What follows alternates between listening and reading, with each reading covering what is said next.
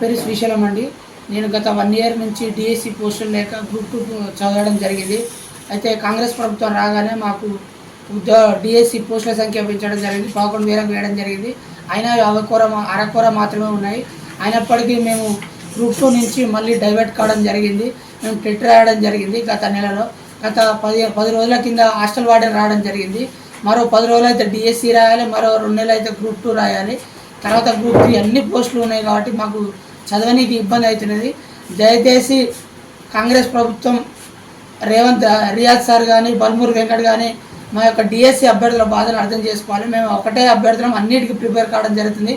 దయచేసి మీకు దండం పెట్టి చెప్తున్నాం, ఒక 45 డేస్ నుంచి 2 నెలల వరకు డిఎస్సి పోస్ట్పోన్ చేయండి. మీరు పోస్టులు పెంచాలనే విషయం మాకు అర్థమైనది. కనీసం మాకు మానసిక ఒత్తిడి కాకుండా ఒక 45 డేస్ నుంచి 2 నెలలు పోస్ట్పోన్ చేసి మేము దండం పెట్టి కోరుకోవడం జరుగుతుంది. డిఎస్సి అభ్యర్థులు ఎందుకు బయటికి రావడం జరిగితే అయితే 10 రోజుల ఎగ్జామ్ ఉన్నది కాబట్టి పోస్ట్పోన్ అవుతుందో కాదని చెప్పి బిక్కుమంటూ భయపడుకుంటా మేము ఇళ్లలోనే ఉండడం జరుగుతుంది, బయటికి రావడం లేదు. అయినప్పటికీ నేను ఒక్కరోజు ధైర్యం చేసి నిన్న టీఎస్పీఎస్ రావడం జరిగింది. రాత్రి నేను ఇంటికి వచ్చే వరకు 10 అయింది. మాది ఒలిగొండ మండలం. దయచేసి ఇప్పటికైనా కాంగ్రెస్ ప్రభుత్వం ఆలోచించి ఒక 45 డేస్ నుంచి 2 నెలలు పోస్ట్పోన్ చేయాలని చెప్పేసి మేము కోరుకుంటున్నాం. జై తెలంగాణ. మా వెనకాల ఎలాంటి రాజకీయ పార్టీలు కానీ ఏవీ లేవు. మేము స్వచ్ఛందంగా వచ్చినాం. అవసరమైతే టీఆర్ఎస్ పార్టీని కేసీఆర్ని గద్దెదించిందే మేము చెబుతున్నాం.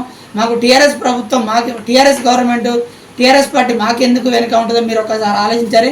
ఇప్పటికైనా చెప్తున్నాం, టీఆర్ఎస్ ప్రభుత్వం కంటే మీది చాలా బెటర్గా ఉంది. కానీ కొన్ని లోటుపాట్లు ఉన్నాయి. రియాజ్ సారు బల్మూర్ వెంకట్ వాళ్ళు వాస్తవాలు ప్రభుత్వం దృష్టికి తీసుకుపోవట్లేదు.